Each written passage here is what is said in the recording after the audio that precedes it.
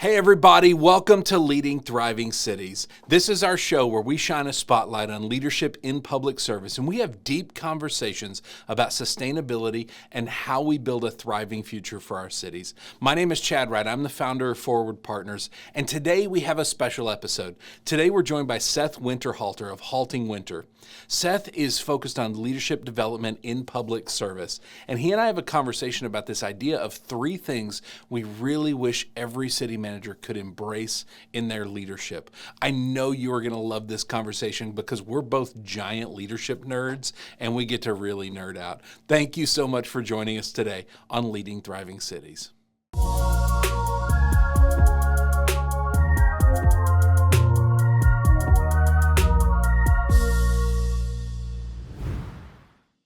Seth, thank you so much for joining us on Leading Thriving Cities, my friend. I'm excited about this because we wanted to bring kind of a special episode to people. You and I have very similar jobs, don't we? We We do. really work on leadership development, helping municipalities, helping cities, and really helping city managers specifically learn how to lead themselves in a healthy way so they can build those thriving teams. And so you and I are nerds about leadership. And I think you and I can go on all day about this. And so we need a framework to kind of guide us. And the question I'd sent you initially that we wanted to dive into was, what are 3 things you wish every city manager would embrace in their leadership? And so that's going to kind of be what we do today. So I'm excited to jump into this with you. So what's thing number 1 for you? Thing number 1 is what I think that we all know we need to do, but we have to find the time to do it, and that's continually develop ourselves. It's right. Yes. I call it in the ABC framework I have of municipal leadership is just awareness. Are we self-aware? Are we Yes. people aware of the people that we're leading, the different personalities? Are we continuing to I had a leader once who said, when I joined his organization, he goes, for the next 3 months, you have something unique to us. You have fresh eyes. You're going to be able to Yes. see the cobwebs in the corner, the art that we have hanging up. Why do we have that? All of our Hmm. routines and rhythms that make no sense. Call us out on it. And I said, man, Yes. how can we have that ongoing, continually Yeah. pushing ourselves to be aware of ourselves, aware of others, aware of the organizations that we lead, have fresh eyes. So I think that's number 1. I think it's fascinating, the idea of even internally, we've got these cobwebs, we've got these crooked paintings and these paint chips and these things that maybe we're not showing up in the way we think we are. And that lack of self-awareness, we always talk about in terms of defeating burnout, self-awareness is element number 1. If we don't have that, we don't have anything. I'm curious, in your work, where have you seen city managers start to embrace some of this and be able to actually be self-aware enough to understand how they're showing up and then choose intentionality in that growth journey to get better at it? I think this is why I started the MLDC, which is the Municipal Mhm. Leadership Development Circle, which what we do every week, we take one book, kind of a book that's been popular. So we know that it has some value, Yes. right? It's been popular. This week, we're going through The 5 Dysfunctions of a Team by Patrick Lencioni. Next Mhm. week, Start With Why by Simon Sinek. Books we've probably all at least we probably own and have on our bookshelves. Maybe we haven't read them yet, or maybe we have. It's the But I ones we want people to think we're really smart when they walk in and they see them all on exactly. our bookshelves. Exactly, totally. I think it's reading and so you have to absorb information that kind of that calls you out and goes, "Oh Yes. man, I see Yeah. that." And that's usually before you are able to look in the mirror, it's easier to look in your organization and go, "Oh, I see that." But as you dive deeper, then it starts to reveal to you, well, maybe it's me, maybe it's my Yes. leadership, maybe it's I saw an interview the other day and he was asking, I can't remember even who it was, but they were asking someone very popular. I just can't remember who it was, but they were asking them what their strengths were. And they said, Yeah. easy to list my strengths. And they go, what's your weakness? And they paused, like they had the most pregnant pause I've ever heard. And I'm like, how do you not know your weaknesses? And, Dude, and, I got a and I go, spreadsheet I'll show you. and I go, this person is not like a 28-year-old who's just made it Yeah. and can't be vulnerable. This was an older person that I'm like, how can you not be honest about this? Well, the thing is, every strength I say has a weakness. Every Mhm. strength has a shadow side to it. And so it's very Yes. easy to look at your weaknesses once you know your strengths. And if you're not aware of them, and if you're not vulnerable to be like, hey, this is how this goes wrong if I lean Yeah. into it too hard or steer the ship too violently. I think those are the things. And so it's easier to look at the organization and then to look at how you're impacting the organization through your strengths and weaknesses. And so again, it's just, you have to though be inputting information, books, Yeah. conversations, whatever that is. Yeah. Well, and I think understanding that that version of you that shows up is based on how much you've invested in your growth. And Yeah. that version matters so much, because ultimately I was having a conversation with somebody the other day and trying to help them understand that how they walk in the door has such an effect on their people. And I said, you, based on your personality type, based on the fear that's driving you, based on your communication style, you can walk in and deliver the exact same information. But the version of you that shows up determines, do my people walk away with hope or with shame? And that is a wild difference. If I Mm. walk out with hope, I'm energized, I'm ready to go rock and roll. I can't wait to go engage with this. If I walk out with shame, that's going to take time for me to recover, and it's going to affect my feelings about the leader and the organization and even my career. Do I want to keep doing this? And once he understood, every conversation has that ability to either give life or drain it, to give hope or give shame. I think now that cognizance of that, he'll watch for it more. And it's understanding we've never arrived, right? We're never gonna be Yeah. done with this. Well, and just to to the point you just said, how much time do we, you and I, in consulting Mhm. and coaching, Yep. spend time helping people communicate? Yes. And again, the proactive city manager, proactive department leader is they're trying to hone their communication skills, writing, speaking, Mhm. whatever that is. But one of the fascinating things is even what's said, not in our words, but in our face. One of the Yes. things we talked about a couple of weeks ago in the program was how often do you know someone delivers something in a staff meeting, you roll your eyes or you sit back, or Yeah. even the way you speak, the way you respond to something, maybe it has a tone of agitation, and you don't even realize it because it's the way you, maybe you're, I deal with this a lot with, again, city managers or real high level leaders. You have an excitement, you have an Mhm. energy that can easily be misinterpreted. And so you have to be aware of all these other ways you're communicating besides just the Yes. words coming out of your mouth. And so Oh, there's man, just one of our guests earlier today, he's an Enneagram 3, which is the achiever, and so he said, mm, "I like to think I'm delivering things with energy and excitement, and yet I've been told I'm bossy." And he's like, "I had no idea that my energy and excitement was being interpreted as bossy." And yet that happens to us all the time when we're mm, not self-aware, and I think part of that, building that self-awareness and that growth too, is having people around us that can push on us. The yeah. people that point out, "Hey, by the way, that came across as bossy. That was actually not as helpful as you think." That is really powerful, but also scary and hard to do. And maybe the point we're trying to make right now is, yes, there's level A leadership awareness, which is you taking in, right, the books and the stuff that you can do alone. But that's the Yep. second level, is you got to have others around you who will tell Yes. you the way it is, not just the Yes. way that it wants to be. And that's hard. The further up you go in leadership, the more power you Yeah. have, the more people are Yeah. afraid to tell you, because again, they're afraid of the consequences. And Mhm. so have you created a culture of vulnerability where people can actually tell you, how they're impacted, how they're affected by Yes. your leadership?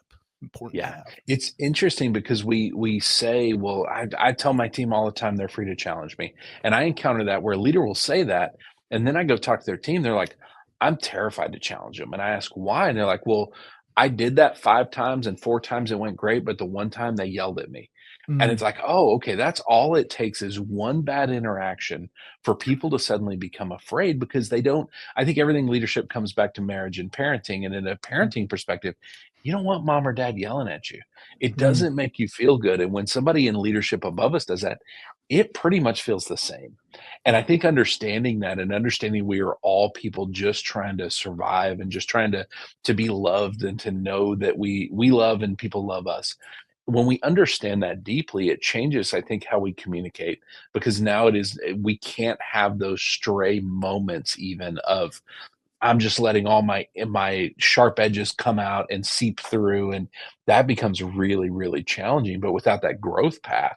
And Mhm. I'm curious because I I think most of the city managers I interact with, and probably the ones you interact with, are the ones that are on that growth path. I don't think anybody contacts us or deals with us that's like, "Nope, I'm done. I've reached the peak. No more. I'm good." So, I think we probably get people hungry for growth, don't we? Absolutely. Yeah. Yeah. The ones that aren't talking to us. They're not reaching out, right? The other ones we never hear from. We don't That's know. right. We don't know. No. I think that's a really good kind of first one. How are they continually growing as a leader? Talk to me about the second one. What's the second thing you wish every city manager would embrace? Well, the second one is hard, probably especially in this realm because city managers specifically are in a role that never shuts off, and that is Mm, personal well-being, right? yeah, we're so focused as Americans on our profession because we find so yeah, much identity, worth, and value, I could go on an entire soapbox on both the yes, good and bad of what's really yeah, happened over the last even decade when it comes to all kinds of work related realities when it comes to our mhm, titles and our you know yeah. What it but the says issue about us. exactly all those things, but the reality is this: you are still a person. I say this all the time in coaching and in keynote speeches. You are a human being, not a Yeah, human doing, and until you mm, realize that your being is not super powered, it just can't last forever. It is yeah, like a phone that dies as a battery that needs to be recharged, and so you've got to yeah. figure out this whole, and again, I have a keynote on, I'm trying to write a book if it'll ever happen, called Work Life It won't Balance, ever right? happen, but you'll eventually create it. That's You'll right. make it That's happen. right. Well, it's called balance is BS because in this role it is Yes. impossible to figure out a life of balance. There's no such thing as balance. There's Mhm. thriving in the tension of municipal leadership. And so how do Yeah, we do that? How do we intentionally push and pull the areas of our lives to make sure we don't just all in on work until we burn out or until yeah, we retire. I think that's the other lie. Well, yeah. I'll relax when I retire. No, you'll be Mhm. alone and forgotten and all the bad. And so Yeah, how do we actually have a personal life that thrives? How do we have boundaries? I mean, this is all your work, right? Boundaries and mhm. burnout, and making sure there's health and renewal. I'm we're talking, I'm love that we're starting to have conversations about sabbaticals, which is unique. Again, I was a Yes. lead pastor for a while. Yeah. Sabbaticals are a more popular thing in clergy, and Yes. I think it's important for a work that's always on, like pastoring, right? Yeah. I don't get to dictate when people die, when babies are born, when Mhm. weddings happen, and they usually happen on the weekends. They don't happen Monday through Yes. Friday, 9 to 5. Well, They like a happen on city your kid's leader, birthday. that's right, exactly. And so a city manager has that same reality. The city never sleeps. Mhm. It's always on. There's always problems. There's always phone calls. And so how do you understand that your life is going to look different and you have to be Yeah. okay with that, and you have to really settle into you too, not just whatever's popular at the conferences. How are you wired? Mhm. How are you, Yeah. and what's realities of your life, spouse, kids, ages, all these realities that go into Yes. play. So you have to be very intentional in that balance pursuit. Yeah. And I think it's interesting too because it's you said the job never stops, and that's Mm, true. So it's kinda like this treadmill that will never stop running. We jump onto that treadmill, we plug into that job, and the problem is we have to stop. We mm, don't have a choice. mm, And I think it's interesting when you think of it in that treadmill model of if the treadmill's never gonna stop, how am I gonna not die if I'm not willing to step off of it? Because if I mm. run infinitely, eventually I will break. Yeah. And so I think there's you talked a lot about identity, and ultimately we find so much of our identity in our work, and we're trying to prove to the world that we're okay. And so there becomes this, I do have the power to run all the time. I can stay on the treadmill no matter what. I don't need to disconnect. I don't need to rest. I don't need to be away from work because I have reached a level where it's required. And it's funny you mentioned sabbaticals. I got 2 different city managers that are taking sabbaticals this year. One of them's taking 7 weeks. Mm, The reality is if you can step out for 7 weeks, you can step out for 7 days or 7 hours that you don't have to be plugged in 24 hours a day. that's And right. it's I think it really is an identity thing. So much of our identity and our value, we choose to tie up into our performance and our engagement. And that's just it's killing us. I don't think we can do Mm. that long term. And I think too, I do want to be mindful because I'll interview, people on the podcast Hmm. and connect, and they just love their job, and the uniqueness of their life right now in the season is they can pour out a ton, and Yes. it fires them up. Yeah. And I don't want to tell anyone. I think we need to be aware of burnout, but I'm not going to tell anyone that they've got to, oh well, you're going to burn out. I don't know. I don't know all your situation, but here's what Hmm. I do know. That go back to the awareness thing. Let's say Hmm. leaders do have a higher gear. I believe that's why Yes. you're a leader, and that's why you're put. If you're put in the position of city manager, city administrator, guess what? Hmm. You're probably going to have to operate at a different gear. But here's You the are. danger: you're the first one to arrive. You're the last one to leave. You're always putting in the overtime, and you're fired up and you're excited. Well, guess what? Now your employees feel like that's what they have to match, and guess what? Yes. They don't have that gear, and so Hmm. even though you're happy and you're thriving, you might be the cause of the culture of burnout because Yes. they look to you and you go, I have had this conversation multiple times lately about emails and city managers emailing people at all kinds of hours. And I go, Oh stop yeah. it. You Please got to quit. Yes. create it in a draft and send it Hmm. during proper hours. Well, I got to send it. You don't need to send it now. And here's Mm-mm. why, and they say, well, it says on my email, these are my weird hours and don't feel Nope. like you have to respond. I don't care what you say. You said it by sending the email that you should Yes. respond. And so there's all Yeah. these unintentional communications that we think we're making up Yeah. for, but we're Yeah. not. And we're Yeah. part of the problem of burnout. Yes.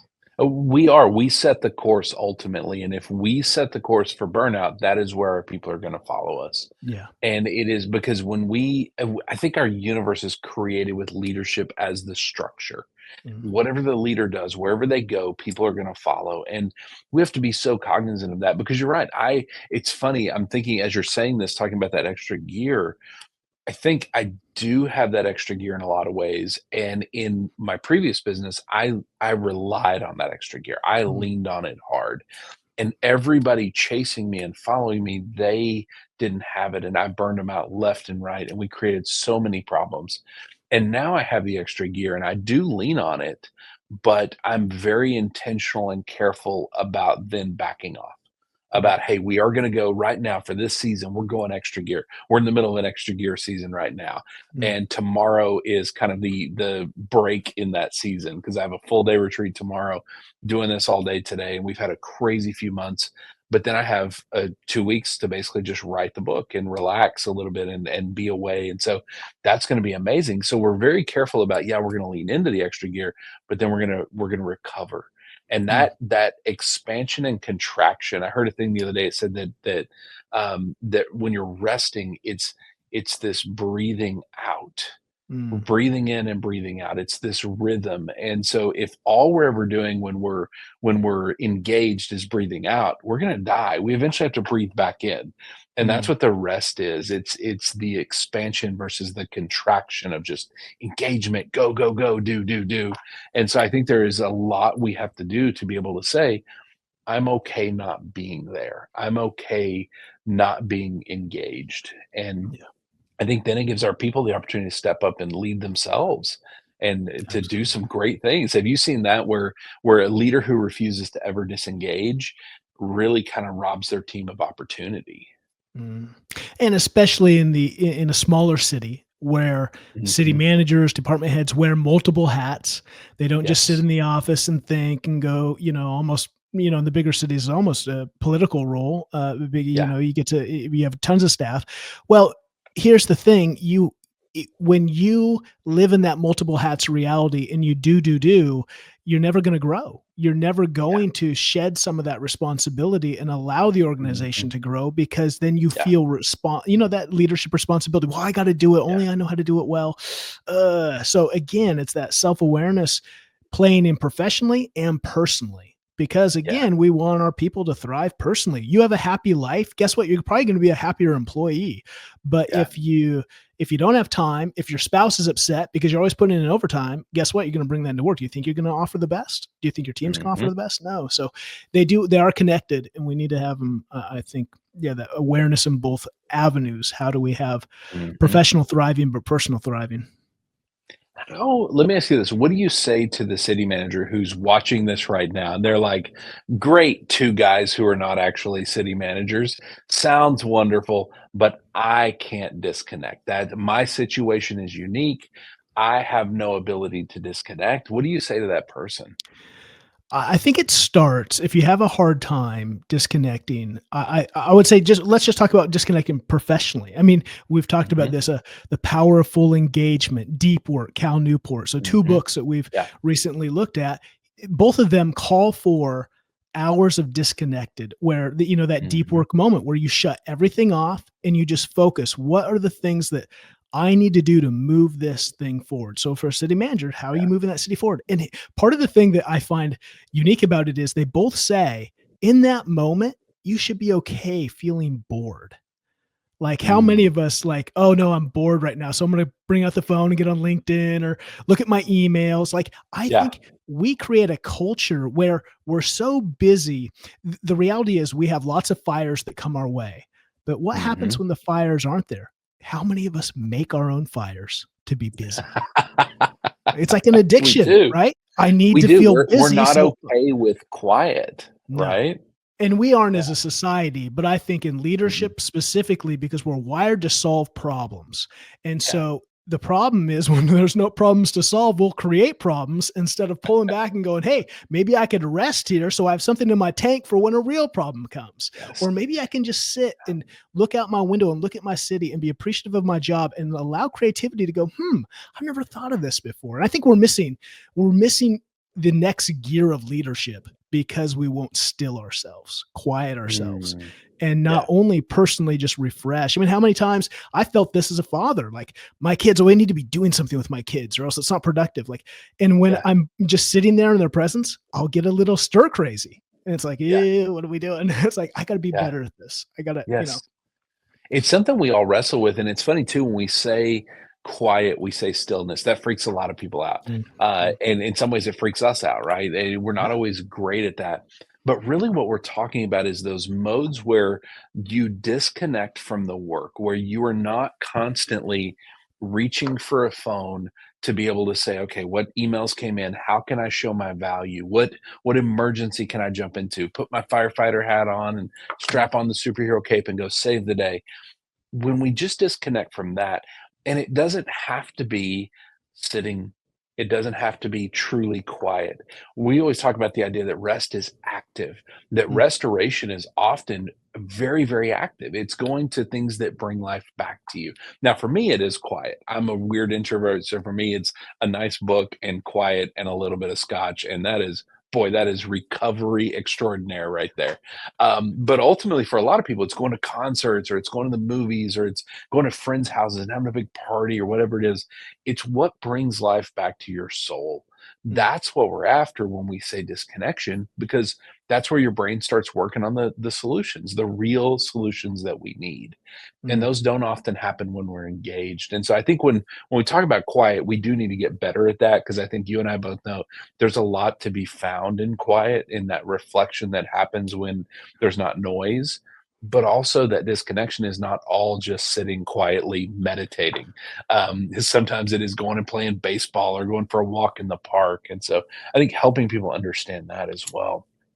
yeah, more of the quieting of the mind from, again, the professional Yes. activities than it is a Yeah. physical. And again, it might be a physical quietness. Quietness for me is too, like you said, a book and scotch. Love that. The gym for me. Now, there's nothing about the Yeah. gym that's quiet, but it Yeah. quiets my mind because when I've got, right, 1,200 pounds coming down on me on the leg press, I can't think Hmm. about the stress of my job and clients and et cetera. I have to just think about that. So I love the gym. I also love a cigar and Hmm. just like not just allowing my mind to just wander. What's it thinking about? Yeah. Maybe it's not thinking about anything. It's just like you got to find and that's Yeah. where what how are you wired Yes. and what helps you refresh. And I love diving into that and helping people discover themselves because I think we've kind of Yeah. lost that. Well, and the first question, really ties into this one, the self-awareness and growth piece. A lot of that self-awareness and growth happens through disconnection and Yeah. happens through rest and quiet. And I love the when I sent you this idea and you sent back the three topics, how you worded this. You said, "How are you fiercely protecting your well-being?"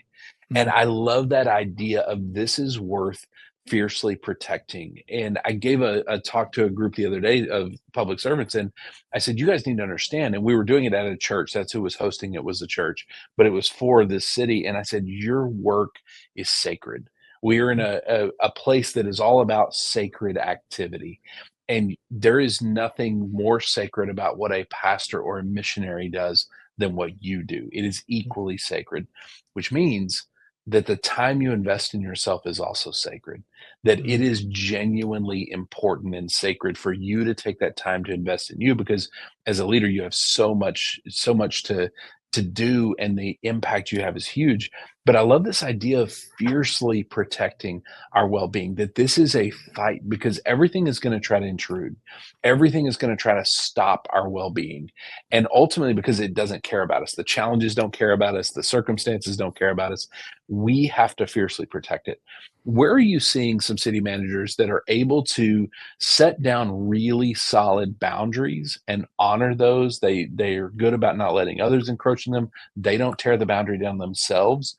Where are you seeing them have some success doing that? I think one of the things, and I've been in, this is why I love hanging out on LinkedIn once in a while, where I see some of these city managers who are posting and almost Yeah. as accountability, like, hey, Austin Blease does this, like, hey, Yes. here's my workout, here's my golfing with my family, here's my fishing, whatever it is. I Yes. love it because it allows Yes. us to see you as human, number one, We not just a normalize working, it. yeah, not just a working professional. What am I doing? What grants have I gotten? I love that too, but I love seeing the personal side because we're human, and I love seeing how you're wired. And so, but it gives you accountability too. And I think Yes. I've seen that more and more with different people posting and being vulnerable. And I think that is a new thing. I don't think that's a Yes. thing of the older generations. And again, I'm not speaking Mhm. bad to them. It just wasn't culturally, it was seen as a weakness to show weakness. Yes. And I Yeah. think now it's, okay, there is a pendulum. We're not victims, right? We're not trying to be in that realm, but we are trying to be like, hey, what does it mean to be human? And what does it mean to restore and replenish personally so that I have Yeah. professional energy to give? And so I love that. I think that's one aspect. Not Mhm. that you have I to like that be, a lot. not that you have to be, putting on, but do you have a friend? Do you have a friend who's maybe even in, I think that's the other thing is in city management, it is such a unique role. Have a city manager friend, acquaintance that you can hold each other accountable to your personal realities Yes. as well as your Yeah. professional, because it's going to give you that grace and that accountability from someone who knows, right? I think that's part of the Yes. problem with leadership. If you don't know the boat I'm rowing in, the waters I'm rowing in, it's hard for me to allow you to hold Yeah. me accountable because I'm like, well, Yeah. you don't get it. Well, guess what? Yeah. A city manager gets it. And so it's easier Yes. to go, okay, I don't get as much room Yeah. to rope to room. Yeah. I like that. Let me ask you this. The part of setting boundaries is communication, right? It's Mm, very effectively communicating to everybody that's going to run into that boundary. This boundary exists. What can city managers do to be better about communicating boundaries? Because I think they have this unusual array of people that are seeking their time and energy, right? They've got their yeah. families at home, they've got their staff that they're leading, they've got the public, they've got the city councils. This is a unique array of groups, all with different needs and different levels of engagement, but they're all trying to get at the city manager for something. How can they effectively communicate those boundaries to people? I think the two simplest things are number one, have them. Right? Mhm. Boundaries have to Step be one, let's clear. have them. Step I like it. one. And I think they have to be clarified, right? It can't be Yes. just like, hey, I try not to answer my email sometimes. Yeah. Okay. That's Not very that help. broad, right? That's too Yeah. Like, squishy. what is it? Like, what is the Yes. boundary? A castle has Yeah. walls that I can see Yeah. and a door that I can enter. So I think there's got to be clarity. And I would encourage the city manager, have these personally, because that's the thing Mhm. you've got. I think that we might have boundaries for the email and for the, hey, I don't take phone calls after 7, whatever. Yeah. Do you have them personally to help your spouse and your kids know the reality of your life, to say, hey, these are the boundaries I've put up to help protect us? Or Yes. dad's not Yeah. going to be, I'd love to be at every dinner. I'm not going to be able to. And if I don't set the boundary to say, hey, Tuesdays, councils, whatever it Yep. is, to have some kind of rhythm, I think I leave everyone guessing. And I don't think that's helpful too. So it's communicating clear boundaries. And then the second part is why. Why am I holding these specific boundaries? What do I hope to gain from it? How am I going to actually hold myself accountable and instill them? And then am I updating the reality every couple months to go, are they still working? Because what I say in my whole premise of the work-life balance is BS thing is that, well, what's the answer then? If it's BS, well, what do we do? I think instead of this balance, right, like a bike left or right, I'm going to fall off in work life. Instead, your life is a rubber band and you have multiple aspects to push and pull into. I have a marriage, I have children, I have friends, I have this aspect of work. I've got my council, my community, my department heads. You have all these areas that push and pull. The problem is a distracted leader is just pulled to whoever fights the most for their attention. An intentional, purposeful leader says, I'm going to give you at this period, but guess what? When you give to someone, you have to pull from somewhere else or the rubber band snaps. So if I say to my spouse, hey, babe, I got to push into this for the next 2 weeks because this big project, this big initiative, it's budget season. But guess what? When this is going to be hardline over on this date, we are going to get some time. We're going to take that weekend. We're going to take kids, and so you really have to look at your calendar, both personal and professional. That's probably the number one thing that you got to do that I don't think is being done. Instead, it's very reactive. It's very, I kind of know what's going on, but it's like, man, the waves are just going to pound you instead of you going, no, I got to be way more intentional. I'm in charge of my life, personal and professional. And again, if you're in the city manager chair, you are in charge. So be in charge and be intentional and push and pull. This is a mindset thing too, because I think most city managers would say, I'm not in charge. The city council has the ability to wreck my day. Well, are we letting the city council wreck our day? Are there boundaries? And it doesn't mean we don't communicate. It means we are very open about how we're going to communicate, how we're going to do things. And there are certain boundaries. And the best thing, the way I've heard boundaries described, sorry, you can't see. We got the whole team back here. Emily, what's the Becky Kennedy? So I was listening to a podcast with Becky Kennedy, and she was talking to Simon Sinek, and she was talking about boundaries. And what I love the way she described it, she said a boundary is not saying I'm going to set up this wall and it's based on what you do. It's based on what I'm going to do if you cross the boundary. So a weekend, for instance, letting your city council know a boundary is, here's the 3 categories of things I'm going to respond to you on a weekend about. It's these big emergency things, right? Outside of that, if you text me on a weekend, I'm happy to return that Monday morning if it's outside of those categories. Now, if it's those categories, I'll absolutely get back with you immediately because these are life or death. These are real big emergencies. Outside of that, I will absolutely text you Monday, and I'm happy to have that conversation then, because the why. I need time with my family. I need time to disconnect and be a husband, be a father, be a wife, be a mother. And that's hard to do when I'm also a city council or a city administrator, city manager in that moment at the same time. I have to switch modes. And so that's my boundary. And I think a lot of them have the ability to create that, but it takes a lot of courage and a lot of open communication, a lot of trust, and a lot of vulnerability. And it's easier just to say 24/7, I'm your person. I got this. Exactly. And the two things there too, once you set it, it's going to be broken. It's going to be pushed up Oh, against. 100%. We're going to screw this up. And both I'm going to screw it up and others are going to, right? And so you've got to you can't let that, it didn't work. No, you keep going. You keep, I had Brooks Williams on, city manager in Ferris, Texas. Great and guy. I love that guy. And one of the great things about that interview was he said that disconnect. He goes, we have kind of rotating among the department heads. When you get a free weekend and it's free, there's going to be, everyone else has it for you. We're going to be the ones that the council calls. And he goes, and I think they're 2-3 years into this. And he goes, still every weekend, there's an email that goes out that says who's totally off, who's on, who's got the con, I love that. And I said, and I go, Brooks, do they really need, and he goes, it doesn't matter if they need it. We need to communicate it just again, to make sure. And I go, that's beautiful. Again, we got to be communicators of that which we think, everyone knows, but now do they? Do they now? No, Don't they don't. don't They assume. don't. Don't assume. Help 'Cause help we yourself. get into it, and identity comes back and plays into all this. So if I'm a city council member and you've told me how it's gonna work, but you hadn't told me in a while, well, then a citizen comes up and says, "Why are there bugs in the lights at the park? This is terrible," and they're mad, and so as a city council member, I wanna show my value. I wanna feel like I'm loved and valued, so I'm gonna jump on that immediately. I'm gonna call the city manager, say, "Hey, what's going on with the bugs in the lights, man? We gotta fix this." And Yeah. meanwhile, they're going, "Wait, I communicated with you and told you I'm not on this weekend."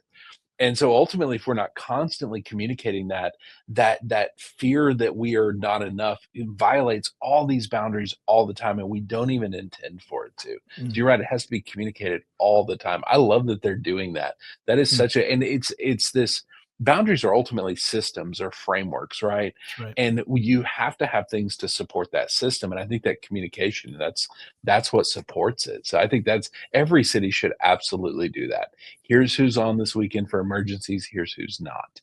And if you're not, you're not. Get out of here. Stop That's right. answering your phone. Exactly. Whether you're just at home having a normal weekend or whether you're on vacation, it doesn't. I think that's Yes. the other thing too.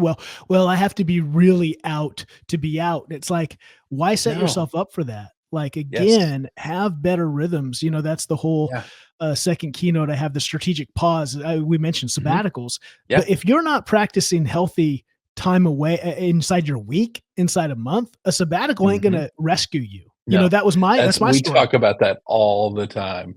Yeah, I Yeah. thought our sabbatical would finally rescue me and reset me, and all it did was make me aware of how horrible, a horrible situation I was in, and how man, I needed Yes. more than a sabbatical was not going to help me. I needed an entire Yes. life reset, and so we want We to talk help you about that before a you get there. lot in terms of rhythms, right? There are Mm, daily rhythms of rest, there's weekly rhythms, there's monthly, there's quarterly.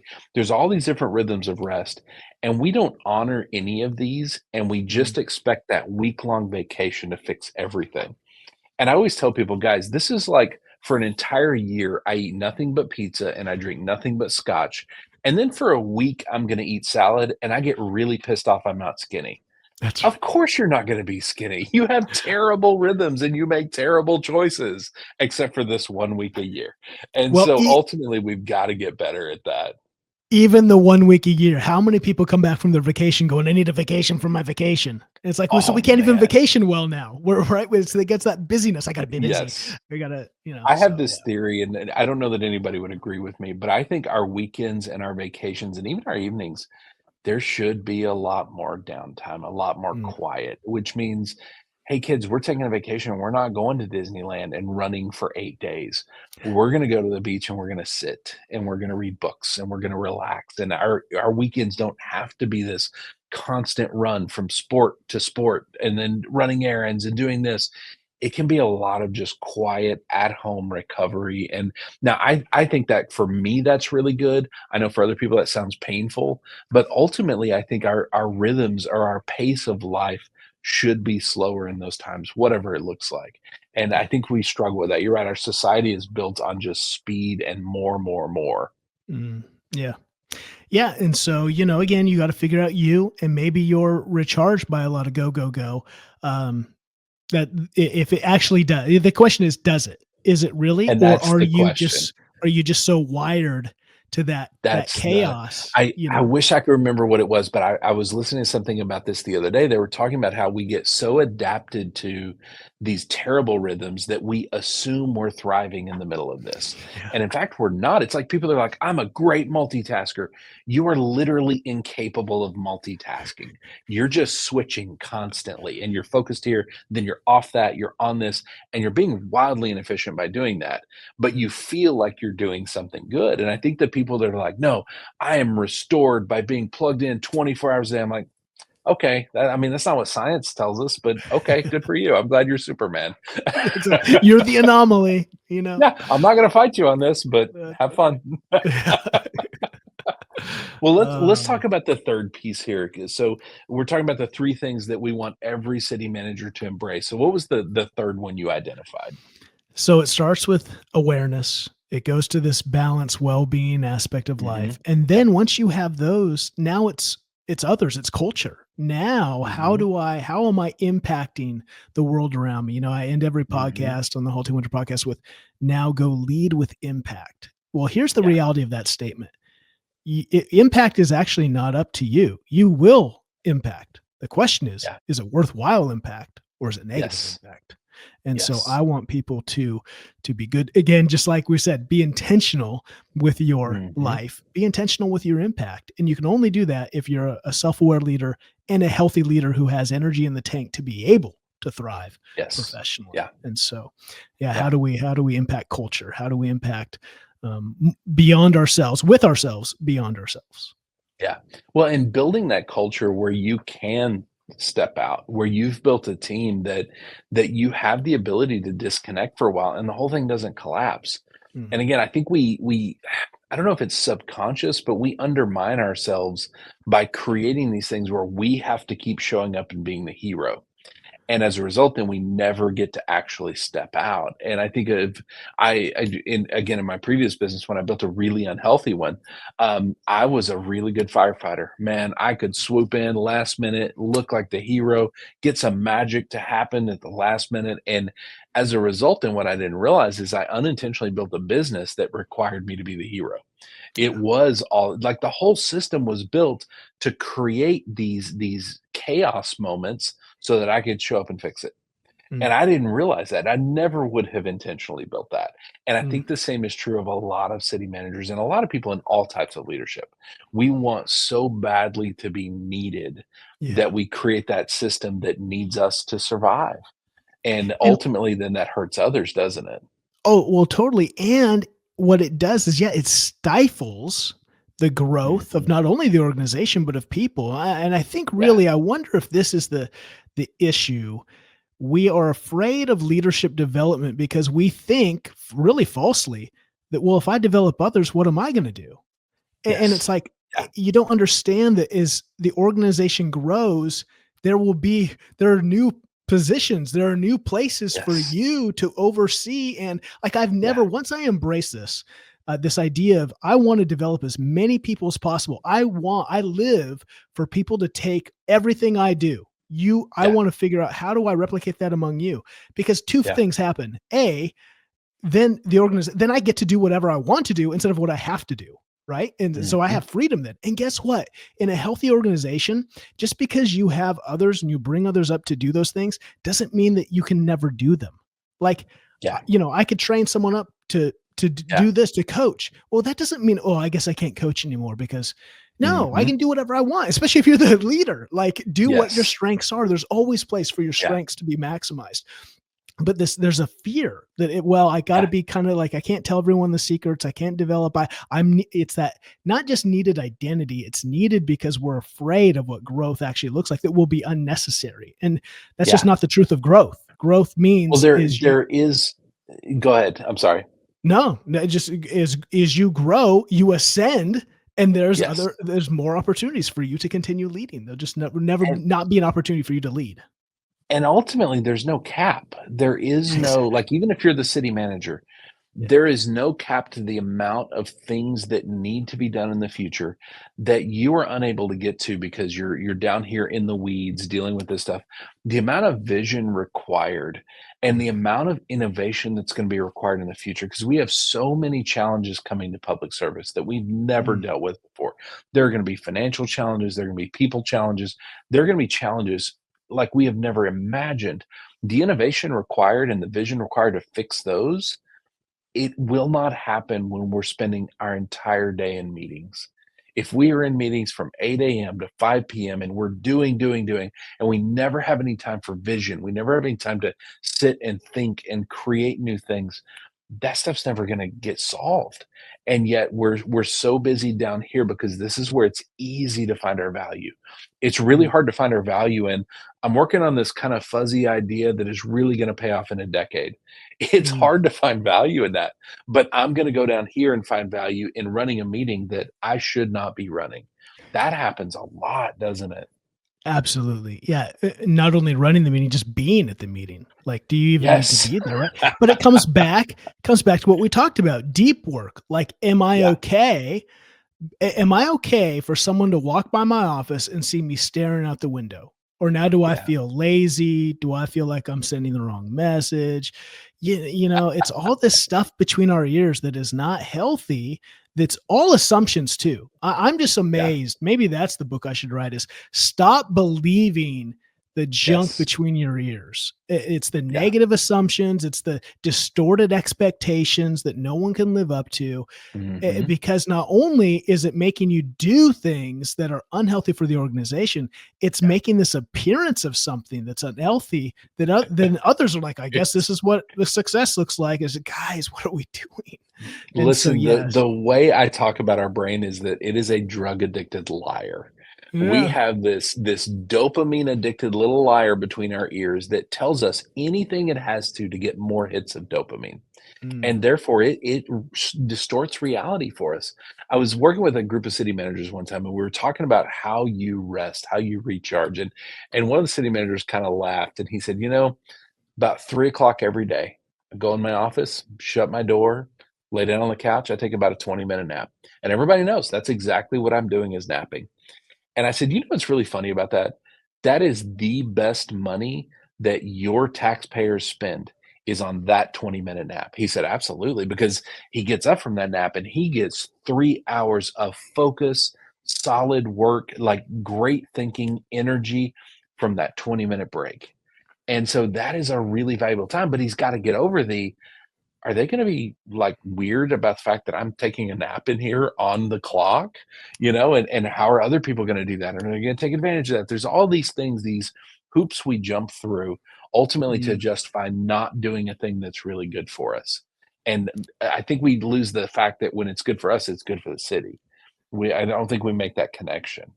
Absolutely, and that's where again for these city managers, specific leaders, you can't live the expectations of both a 9 to 5 reality and the reality that your role never shuts off. Like it doesn't work. So you don't have to be the first one to clock in before every hourly Yeah, employee shows up and the last one to leave. Guess what? You've got to, yeah. I finally did this. I was 100 pounds overweight, entirely healthy because I live that. I got to Mhm. model everything to everyone. I got to be all things to all Yes. people. Baloney.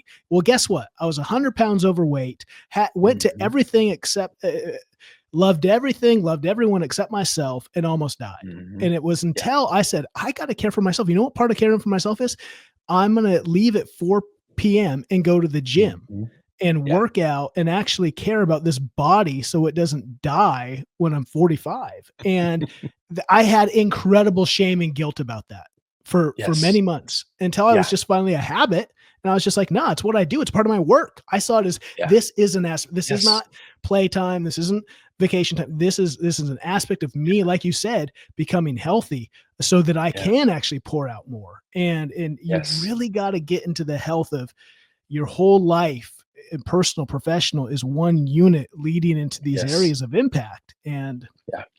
how do we do that I well? wish because we talk about rest all the time being a silver bullet, about how for success, it is a silver bullet if we will do it. And I wish we could get people to understand it is work. When you are resting, you are literally working. It's just in a different way because you Mhm. talked about experiencing so much shame and so much fear around the idea of I'm going to quit it forward and go work out. And that's part of why people don't rest. We deployed this survey to understand why people don't rest. And we got so many answers in terms of like, I don't know how to rest. I've not earned rest.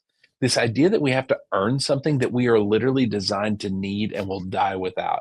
Yeah. That's like saying I haven't earned air today. I haven't earned water. That's nuts. Mm, And yet that is how we all function, right? That is what our society is built on.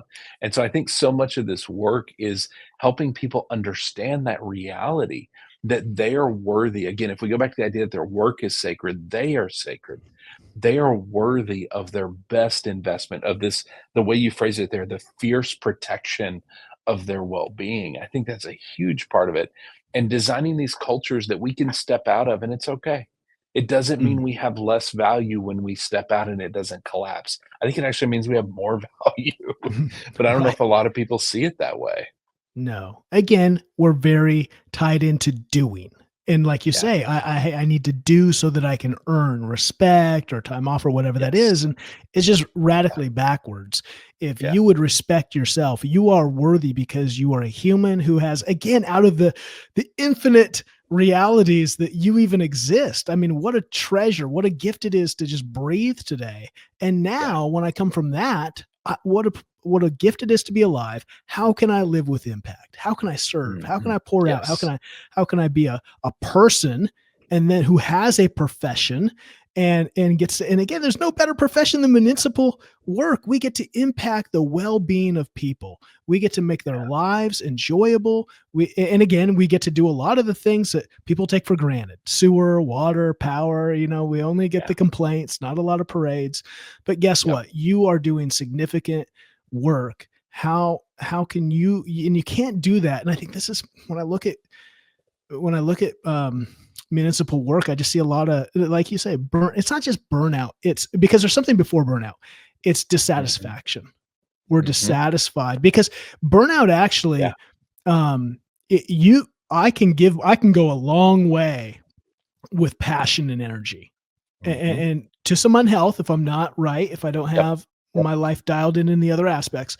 But I don't see that kind of burnout. I see a dissatisfaction. I see it with Yes. worth and value, that we're not appreciated, that we're not, that all kinds of things that are leading towards this reality of bureaucracy. And guess what? When I'm burned out, well, whatever, it doesn't matter. More red Yes. tape, more slowness, more just, and that's, again, there's a reason why the Zootopia sloth, the cartoon picture of just, going to the DMV and just like, Right.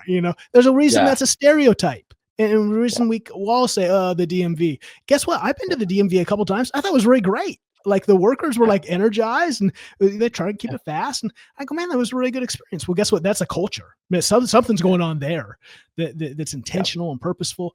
And why we can do this. Like we don't Mhm. just need to settle for the stereotypes. We can, but that Yeah. starts with, again, back to this whole episode, a leader being self-aware Mhm. of themselves, Yep. self-aware of their environment, that Mhm. has the ability to be a person who loves life, not just their profession, not just the reward of their position.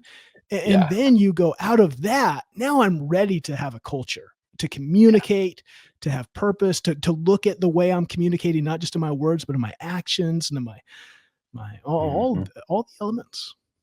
Yeah. And I think and I kind of want to close out with this idea because I think you are a lot like me, or I'm a lot like you, one or the other, where I don't ever want people to hear me or you saying, you guys have to go do this. Y'all need Mhm. to be better. You need to be self aware. You need to take care of yourself. What I always want people to hear is we need to do this because I'm guessing you're a lot like I am, where you have to do these things every day. All the things we're talking about, all the tools we teach, everything we try to get people to understand, it's what we do to get out of bed every day and move forward as leaders and make sure we're building and having a positive impact. And so I'm guessing that's true for you as well, where we are not ever pointing the finger at others and saying, you do this. We're saying, we need to do this and we need to do it together. Absolutely. And I think that is a difference. At least I'll just speak to my own experience. When you come through, I think before I had kind of my revelation of self and Mhm. all the shame and all the right, I didn't Yeah, understand. I was just driven.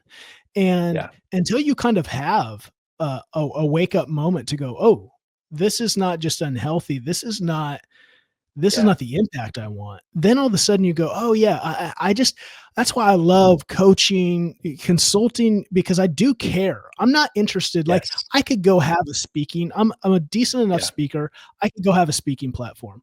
Not mhm, interested. I want impact. Like I care. yeah, If I engage you, it's because I actually see you as a person and I care about the whole of you. mhm, And I do care about city managers because I believe you have incredible impact. I mean, cities, yeah, again, not just the citizens, it's these are some of the key employers of our cities, of our mhm, citizens, and the way they engage. And I think I lived in the capital city of mhm, Washington, Olympia, and there's you could feel it because it had both a state capital and a cities, right? And you could just yeah, feel the unhealthy culture of what yeah, that was to, like, if you just knew, oh, I work for the state. ugh, yeah, like, Yeah. right? You just feel this kind of morose, like, ugh, and Hmm. why is that? Yeah. Like, we Yeah. should be I work for the city, man. Oh, Yeah. thank you for what you do. Like, I think Yeah. we can change things, just because it's been, we get that a lot. Well, it's always been that way. We just can't do it. Hmm. No,